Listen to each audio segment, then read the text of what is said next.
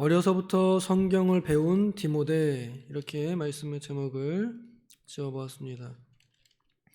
어려서부터 성경을 배운 디모데. 이 디모데 후서는 바울 사도의 마지막 편지로 알려져 있고요. 바울 사도가 자신이 이제 땅에서 살 날이 얼마 남지 않았다는 것을 직감하고 이 사랑하는 참 아들, 영적인 아들, 하나님의 사람 디모데에게 유언과 같이 쓴 편지입니다. 바울 사도가 영적인 아들 디모데, 그리고 그의 후계자 정도 되기도 합니다. 자신이 개척한 교회들을 다 돌아보게 하고 또 중요한 교회를 맡겨서 계속 자신이 없어도 자신이 가르쳤던 그 내용들을 따라서 교회를 계속 더 굳건하게 세우는 일에 디모데를 세워서 그 교회를 맡게 했습니다. 그래서 디모데가 앞으로 어떻게 바울 없이 혼자서도 잘 목회할 수 있겠는가 하는 그런 고민과 또 걱정 속에서 쓴 편지로 우리는 이해할 수 있겠습니다. 부모가 자녀에게 하듯 그런 말입니다. 그런데 그것을 하나님께서는 하나님의 말씀으로 오늘날 우리들에게도 공유해 주셨습니다. 디모데 혼자 받은 편지가 오늘날 우리 모든 성도들에게 하나님의 말씀이 되게 하셨습니다. 이것은 하나님의 감동으로 된 것이기 때문에 하나님의 말씀입니다. 디모데는 바울 사도를 만나서 유대교에서 기독교로 개종하게 되었습니다. 우리가 이 성경을 보면서 알 수 있는 것이 몇 가지 있는데요. 디모데의 어머니는 믿음이 좋은 어머니였다는 것, 또 그의 할머님도 믿음이 좋은 할머니였다는 것, 그래서 어렸을 때부터 성경을 배웠다는 것을 우리는 알 수 있습니다. 디모데가 어렸을 때부터 배운 성경은 구약의 말씀들입니다. 모세의 율법부터 시작해서 역사서, 선지서들, 또 시편들, 이런 구약의 성경들만을 보고 자랐을 겁니다. 구약에 나와 있는 모든 내용들은 오셔서 십자가에서 우리 죄 때문에 죽으실 그리스도께로 향해 있습니다. 그리고 신약은 그 오신 그리스도께서 얼마나 풍성하게 우리를 위해 사랑하셨고 또 우리에게 모든 교훈과 책망과 의로 교육하기에 좋은 것들을 가르쳐 주셨는지 기록되어 있는 책입니다. 디모데는 신약은 몰랐지만 구약은 알고 있었습니다. 그리고 그 구약 안에 나타난 그리스도를 어렴풋이 알고 있었습니다. 그런데 바울 사도를 딱 만나서 구약에서 어렸을 때부터 그토록 배워왔던 그 그리스도가 바로 예수다 라고 하는 이 말씀에 그도 예수를 자신의 개인적인 구원자요 주님으로 믿게 되었습니다. 물론 그 부모님의 영향이 당연히 있었겠죠. 하지만 디모데 개인의 믿음이 없었으면 결코 디모데는 바울을 따라가지 않았을 것입니다. 말씀을 듣고 전도를 듣고 디모데는 이제 구약에 나타난 내가 지금까지 배워왔던 모든 율법의 완성이신 그리스도를 바라보게 되어 바울 사도가 그리스도를 향하여 가듯이 그의 뒤를 따라서 디모데도 그리스도의 뒤를 또 바울의 뒤를 따라가는 사람이 되었습니다. 그런데 디모데는 몸도 마음도 여린 사람이었어요. 연약한 사람이었어요. 몸도 연약하고 마음도 연약했습니다. 디모데에게 원래 좀 고질병이 있었던 것 같습니다. 그래서 사역을 하는데 참 많이 본인 스스로도 버겁거나 또 힘들었을 수도 있어요. 하지만 바울 사도는 디모데를 포기하지 않고 너는 약해 빠졌으니까 못 쓰겠다 버리지 않고 약하면 약한 대로 디모데를 잘 끌고 다니면서 또 보내기도 하면서 얘야 저기 좀 갔다 오렴, 빌립보 좀 다녀오렴, 고린도 좀 다녀오렴 이러면서 보내가지고 디모데를 맡겨서 계속 하나님의 일을 하도록, 그래서 하나님의 사람으로 계속 유지하도록 살도록 그렇게 했습니다. 디모데가 또 마음이 약했습니다. 마음이 낙심해가지고 나 이제 더 이상 목회 못하겠어요 하는 그런 때에도 내 아들아 힘내라, 네 뜻대로 사는 거 아니다, 하나님 뜻대로 사는 거다. 디모데를 격려하며 야 원래 목회는 힘든 거야, 원래 예수 믿으려면 박해 받아야 돼 라고 하면서 너 나랑 같이 다니면서 고생 많이 했지만 지금까지 잘 견뎌왔잖아, 계속 힘내자 하면서 디모데를 위로하고 격려하면서 끝까지 바울 사도는 이 권면을 했습니다. 그 권면의 이제 마지막 부분이라고도 할 수 있겠어요. 디모데가 몸과 마음이 약해서 마음이 낙심하고 또 더 이상 힘을 내기 어렵다 하면은 그런 때에 바울 사도가 이렇게 말하는 거예요. 원래 박해는 당연한 거야. 착하게 살려면, 믿음대로 살려면 고난 받아야 돼. 그리고 너 나랑 같이 다녔으니까 할 수 있어. 격려하고, 그리고 너는 원래 기초가 견고한 사람이야.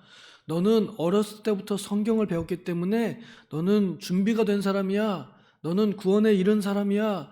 너는 바른 진리를 가지고 있는 사람이야 하면서 더 격려를 해주는 내용이 오늘의 본문입니다.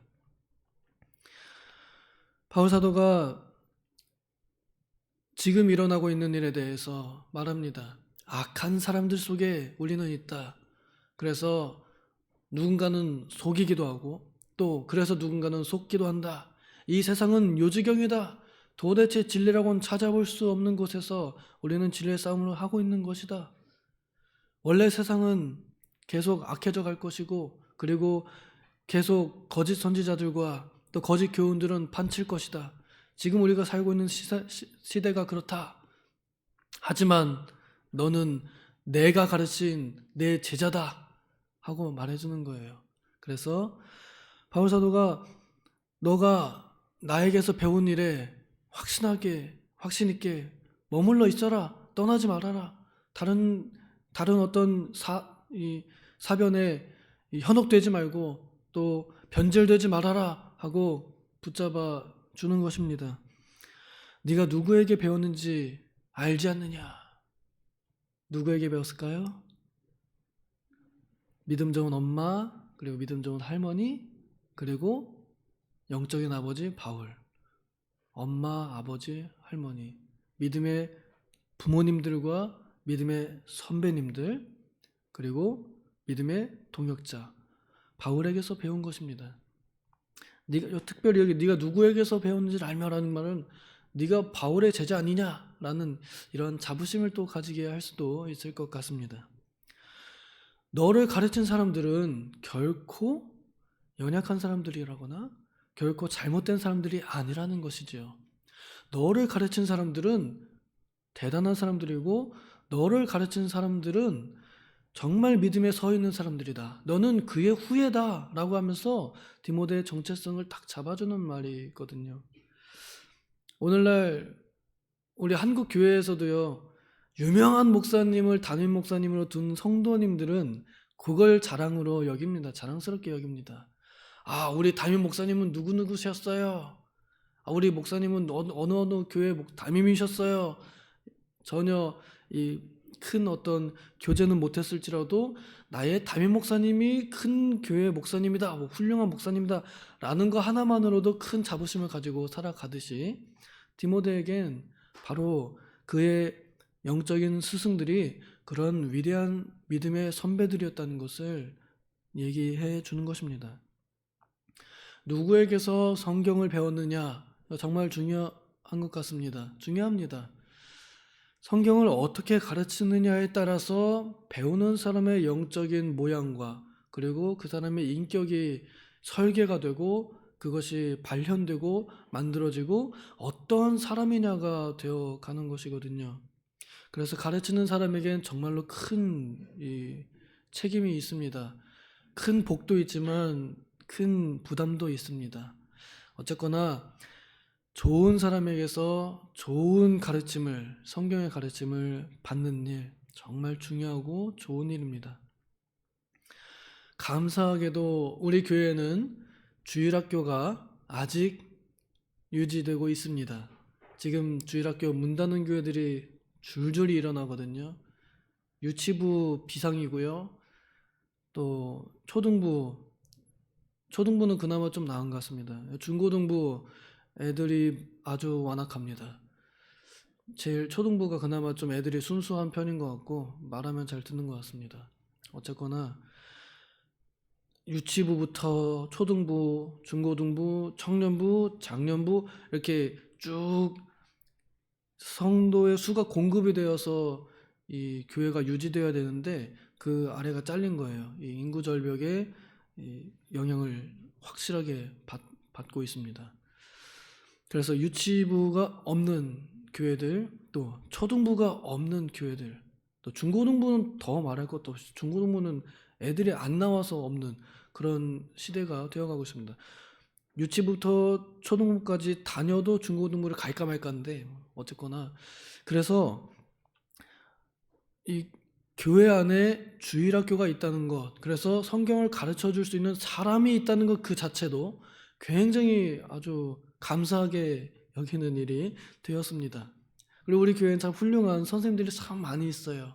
그래서 다들 우리 선생님들 솔선수범하시고 또 희생하셔가지고 학생들을 또 자녀들을 나의 영적인 자녀들로 좀 고민 많이 하고 또 기도하면서 이렇게 양육하고 또 교훈하는 교사들로 가득 차 있는 것, 이것이 우리 교회의 복이고 이것이 우리 교회의 희망입니다. 우리 아이들이 나중에 커가지고 우리 선생님은 누구누구였어 라고 이렇게 말할 만한 그런 좋은 선생님들이 많이 있습니다. 어린 아이들이 어릴 때부터 성경을 배우느냐 아니면 어릴 때부터 성경 아닌 것을 배우느냐 하는 것은 그 사람의 평생 끌고 갈 사상을 결정짓게 됩니다.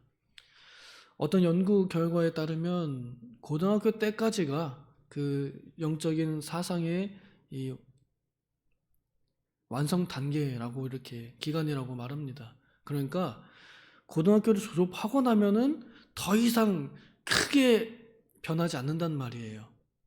제가 경험하기에도 그렇습니다. 보통 한 18살쯤 되면은 고등학교 2학년쯤 되면은 애들이 이제 생각이 다 굳어지는 것 같아요. 예수는 있다 혹은 없다 이걸 딱 한번 굳어지게 되면요. 그 이후로는 아무리 얘기해도 잘 안 듣습니다. 그것이 10년이 될지 20년이 될지 30년이 될지 40년이 될지 50년이 될지 모르겠습니다. 그때 19살 18 그때 그래서 우리 주일학교 졸업 그게 되게 중요하거든요. 예수를 나의 구주로 믿느냐 마느냐 이게 한번 결정이 되면 그러면 그 이후에 누가 아무리 얘기해도요 달라지기가 굉장히 어렵습니다. 그래서 하나님의 능력이 아니면 바뀌지 않습니다. 그런데 나이가 어릴수록 그 가능성이 매우 높다는 것입니다. 그래서 천국이 어린아이들의 것이라고 하신 것 같습니다. 어릴 때부터 자녀들을 성경으로 교육한 그 부모님들이 참으로 훌륭하신 부모님들이고 그래서 그들에게 배운 자녀들은 좋은 자녀들 또 좋은 사람으로 성장하기가 아주 쉽습니다. 성경이 없는 가문에서 가르치는 거, 특별히 우리 한국은 유교 문화 안에 있잖아요. 조상 숭배, 귀신 숭배, 토착, 미신 이런 것들에 아주 익숙해 있기 때문에 가정에서 어릴 때부터 성경을 가르치지 않으면 나이 먹고 전빵 다니거나 부적 사러 다니거나 그런 건 뭐 당연하고 로또, 복권에 의지해가지고 매주마다 그냥 복권 사는 걸로 희망을 삼고 복권을 나의 주님으로 그렇게 의존하면서 사는 그런 복권의 노예 같은 삶을 살게 됩니다. 돈의 노예로 살게 됩니다. 영적인 세상 그런 거 전혀 없습니다. 눈에 보이는 세상에 타고 사람들을 전혀 인격적으로 대하지 않는 비인격적인 사람으로 만들기에 충분한 환경이 되어 있습니다. 또 우리 청소년들 세계에서 가장 불행한 청소년으로 손에 꼽힙니다. 왜 그럴까요? 그 가정에 성경이 없기 때문에 그렇습니다. 맨날 공부만 하라고 하고 애들을 못 살게 잡아먹는데, 먹였으면요, 부모는 먹였으면 그걸로 그만이잖아요. 근데 내가 너 먹여줬으니까 넌 그만큼 일을 해야 돼, 이러면서 자녀들에게 짐을 지웁니다. 저는 간단하게 설명했지만 자녀들 행복하지 않습니다. 자기가 뭘 하고 싶은지도 모르고 왜 사는지도 모릅니다. 그걸 찾아가는 과정 속에 있어야 되는데 안 찾아요. 못 찾아요. 가르쳐주지 않아요. 학원에다가 보내버리고 방치한단 말입니다. 자녀의 진로를 같이 고민해주고 같이 찾아주고 같이 기도해주는 부모가 많지 않습니다. 그래서 우리 자녀들은 불행합니다. 가정에 성경이 없기 때문에, 부모들이 성경을 모르기 때문에 아이들이 인격적으로 대우를 받겠어요? 영적으로 교훈을 받고 지도를 받겠어요? 그 가정에 예수가 없는데 행복할까요? 믿음이 있을까요? 전혀 그럴 수 없습니다. 믿음이 없으면 이 세상에서 제대로 서서 살아갈 수 있을까요?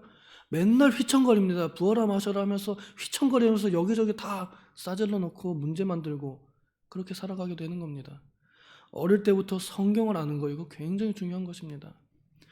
성경을 알고 자란 아이들은 지금 악한 세상 속에서 새롭게 들어오는 악한 사상들, 하나님을 거슬러 창조로는 없다 하거나 혹은 동성애도 사랑이다라고 하거나 이런 것들에 대해서 구분할 줄 압니다. 아, 그건 잘못된 거야. 그건 아니야. 그건 아니라고 했는데 라고 하는 방어 체계가 있단 말입니다. 그런데 성경이 없는 아이들은요, 없어요. 그냥 그것도 맞는가 보다. 세상에 성경이 뭐가 진리야. 그냥 사람이 생각하는 대로 사는 거지. 이러면서 그냥 모든 게 다 좋다고 하면서 나쁜 것, 좋은 구분 없이 다 받아들입니다.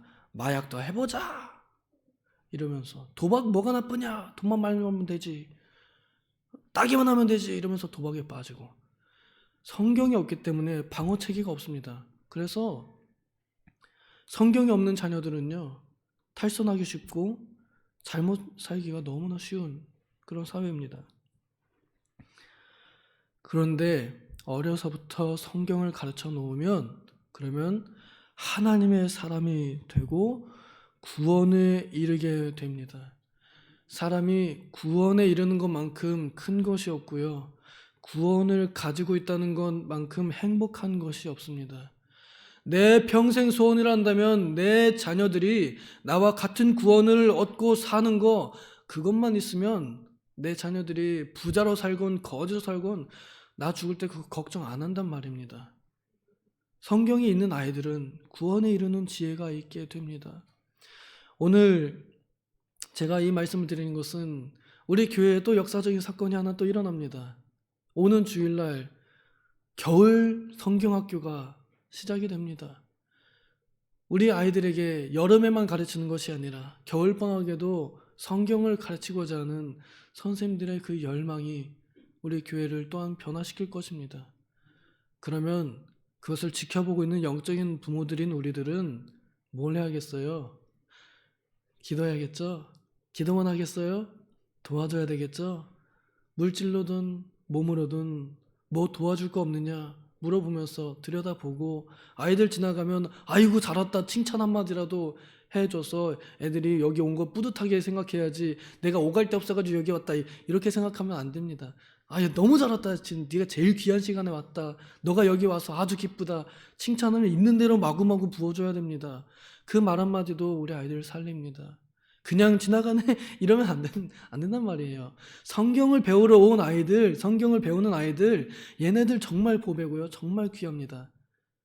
그래서 어려서부터 성경을 배워서 하나님의 사람으로 쓰임받았던 디모데와 같은 하나님의 일꾼들이 우리 교회에 많아지기를 바라고, 우리 교회 주일학교 학생들이 다 하나님의 일꾼으로 세상에 나가서도 하나님의 사람들로 사는 그런 교회가 되면 좋겠습니다. 기도하겠습니다. 하나님 아버지, 감사합니다. 우리 교회 학교를 구성해 주시고 훌륭한 교사들을 세워주시고 보내어 주셔서 겨울에도 이렇게 성경학교를 개최하게 하신 것을 감사합니다. 준비하는 손길에 복을 주시고 참여하는 이들에게 은혜를 주시옵소서. 우리 아이들이 어려서부터 성경을 배움으로 이 악한 세상, 속고 속이는 세상 속에서 속아 넘어가지 않는 담대하고 강한 자녀들로 키울 수 있도록 하나님 은혜를 베풀어 주시옵소서. 지켜보는 우리들 그냥 보는 것이 아니라 기도하고 또 사랑의 말로 격려로 함께 참여하는 그런 우리들 되게 하여 주시옵소서. 감사드리며 예수님의 이름으로 기도하옵나이다. 아멘.